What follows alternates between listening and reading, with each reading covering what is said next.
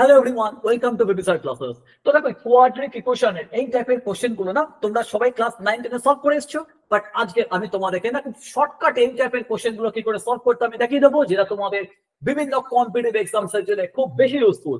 তো দেখো, এই টাইপের কোশ্চেন যখন আমরা সলভ করতে যাব, আমরা যেটা করবো, এমন দুটো নাম্বার ফাইন্ড করবে যাদের মাল্টিপ্লাই করলে হবে +1 আর অ্যাড করলে হবে হচ্ছে +2। আবার বলি, মাল্টিপ্লাই করলে +1, অ্যাড করলে +2। এমন দুটো নাম্বার হচ্ছে 1 আর 1, 1 + 1 করলে 2 আর 1 * 1 করলে 1। এবার কি করবে, তুমি এর সাইন চেঞ্জ করে দাও, ব্যাস, that is my correct answer. Second question দেখো, এমন দুটো নাম্বার ফাইন্ড করো যাদেরকে মাল্টিপ্লাই করলে হবে -105 আর অ্যাড করলে হবে +8। এমন দুটো নাম্বার কি কি, তারা হচ্ছে দেখো তোমার 15 আর -7।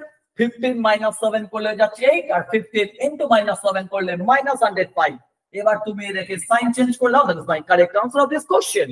আরো কোশ্চেন তুমি দেখো, আমি যদি নেক্সট কোশ্চেনে চলে আসি, দেখো নেক্সট কোশ্চেন তুমি দেখো, আবার একটা কোশ্চেন দিয়েছে যে এই কন্ট্রাডিকশন ইকুয়েশনটাকে সলভ করতে হবে। কি করব, এমন দুটো নাম্বার ফাইন্ড করো যাদেরকে মাল্টিপ্লাই করলে হবে -45, অ্যাড করলে হবে -4। তারা কে কে, তারা হচ্ছে তোমার দেখো -9 আর 5।